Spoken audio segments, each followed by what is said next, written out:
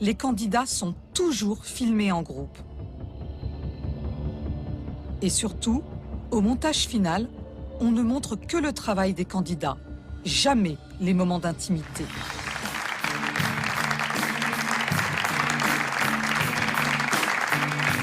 Bref, ce jeu cristallise tous les paradoxes des sociétés arabes. Petite démonstration en situation. Nous sommes à 3 jours de la finale.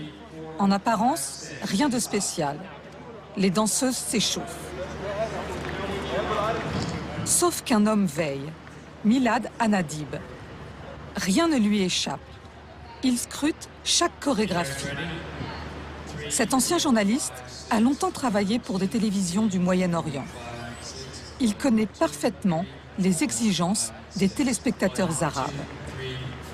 Officiellement, c'est le superviseur de ce programme. Je regarde comment les uns et les autres sont en train de se mouvoir sur scène, comment ils bougent, comment ils vont à droite ou à gauche, ou bien faire même le grand écart, parce que c'est quelque chose... faire le grand écart avec des vêtements qui puissent attiser ou bien susciter que ce soit des réflexions ou bien des pensées plus ou moins sexuelles, je crois que la plupart des télévisions vont dire non, ça passe pas. Si le mouvement ne convient pas, là, il faut qu'il y ait vraiment de fortes convictions chez le chorégraphe pour expliquer pourquoi il a fait ceci, pourquoi il a fait cela et pourquoi il ne peut pas changer. Et est-ce que vous pouvez aller jusqu'à changer le mouvement? Si nécessité absolue, oui. Viviane sait elle aussi où se situe la ligne rouge à ne pas dépasser.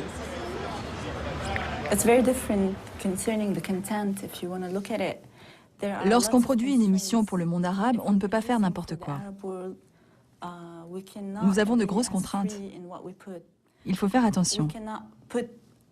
Par exemple, on ne peut pas filmer une fille et un garçon seuls dans une pièce du loft.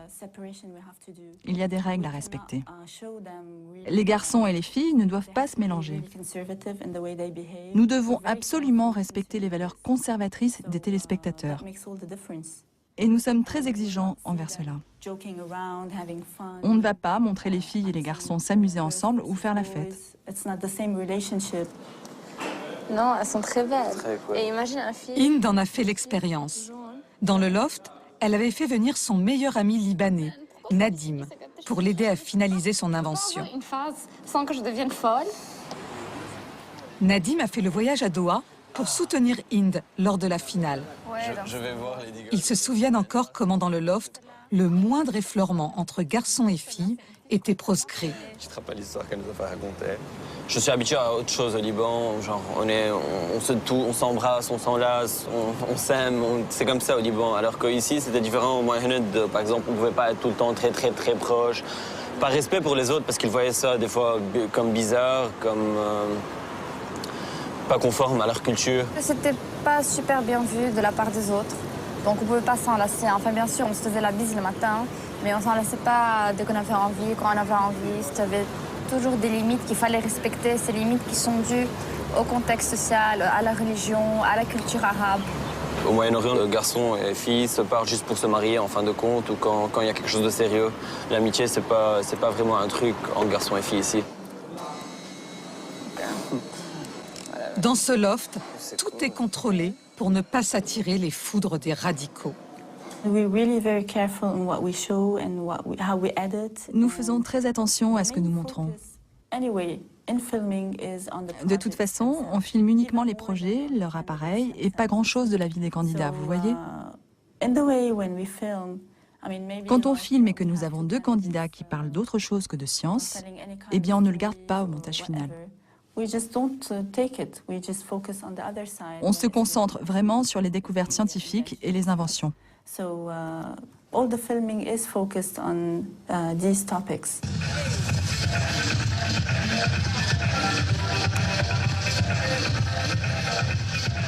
Retour sur le plateau avec l'équipe de production. La Fondation du Qatar, là encore, s'est donné les moyens.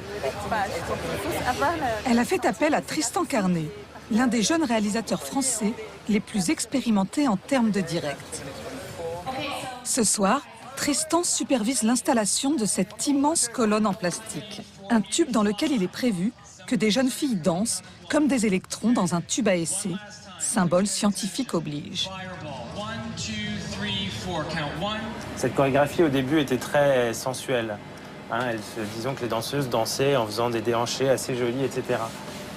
Qui étaient loin d'être érotiques ou pornographiques, loin de ça. Mais elles étaient suffisamment suggestives pour que le directeur artistique demande au chorégraphe de changer ces danses pour les rendre plus robotiques. Voilà, pour qu'il n'y ait pas du tout d'idées possibles à se faire en regardant ces danseuses dans ces tubes. Mais visiblement, ce changement de chorégraphie n'a pas été suffisant. Au début, lorsqu'on voyait, ils étaient en train de se trémousser à cause de la chaleur, tout ça. Mais est-ce que c'était vraiment là ou bien c'était parce que seulement elle pratiquait la danse, elle se réchauffait en quelque sorte parce que c'était pas la finale. Et on a vu une autre fois où c'était vraiment très soft, très bien. Donc pour ne pas entrer dans une polémique, si c'est bon, si c'est pas oui, est-ce que ça passe, est-ce que ça passe pas, est-ce que c'est dégradant pour l'image de la femme ou c'est pas dégradant, on l'a fait sauter. Je pense pas qu'un jour, dans une télé-réalité au Moyen-Orient, on voit une Loana dans une piscine comme on a pu le voir dans le loft d'M6. Ça n'existera jamais, je pense. Faut-il regretter qu'on ne cherche pas à faire de Stars of Science le clone d'une télé-réalité à l'occidentale? Pas sûr. N'est-il pas finalement plus habile politiquement de mettre en avant des jeunes femmes comme Inde, intelligentes, vives, capables de mettre l'ambiance dans le loft sans pour autant chercher la provocation, ni choquer les plus conservateurs? Alors bon, ne rigolez pas s'il vous plaît, je vais courir sur le plateau.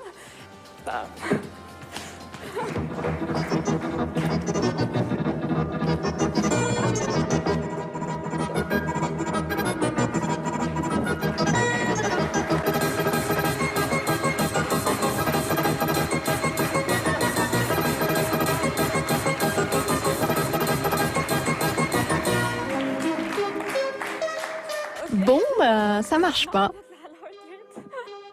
Ne pas heurter le public, mais bousculer en douceur les diktats des extrémistes. Cette stratégie paye. Aujourd'hui, ce loft qui met en avant la science, la modernité, l'émancipation des femmes est regardé dans plus de 13 pays sans être censuré. Après des semaines passées ensemble dans le loft, Inde et Jinan sont devenues inséparables. À quelques heures de la finale, elles se retrouvent dans leur chambre d'hôtel pour se montrer leur tenue.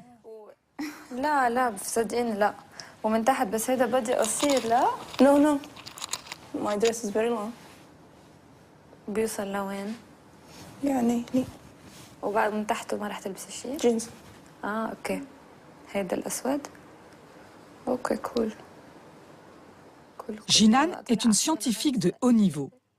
Durant ce jeu, elle a développé un appareil destiné aux diabétiques. Visiblement, pour certains, mon voile m'empêche de réfléchir. C'est ça? Le problème des Occidentaux, c'est qu'ils ne nous connaissent pas. Que savent-ils de nous? Seulement ce qu'ils voient à la télévision, qu'on est des terroristes. Vous savez que nous, au Koweït, on a des femmes ministres qui portent le voile. Le voile est un symbole religieux, ça ne nous empêche pas de réfléchir. Inde et Jinan se battent, chacune à leur façon, pour l'émancipation des femmes. Jinan et moi, on est différentes. D'ailleurs, on s'habille de façon différente.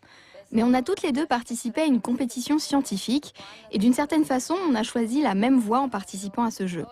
Et pour moi, c'est important de casser les clichés. Il ne faut pas que les filles arabes se laissent influencer. Si on leur dit qu'elles n'y arriveront pas, qu'elles ne sont pas à la hauteur, il faut qu'elles répondent non, on peut le faire. Et si nous deux on y arrive, toutes les filles peuvent y arriver.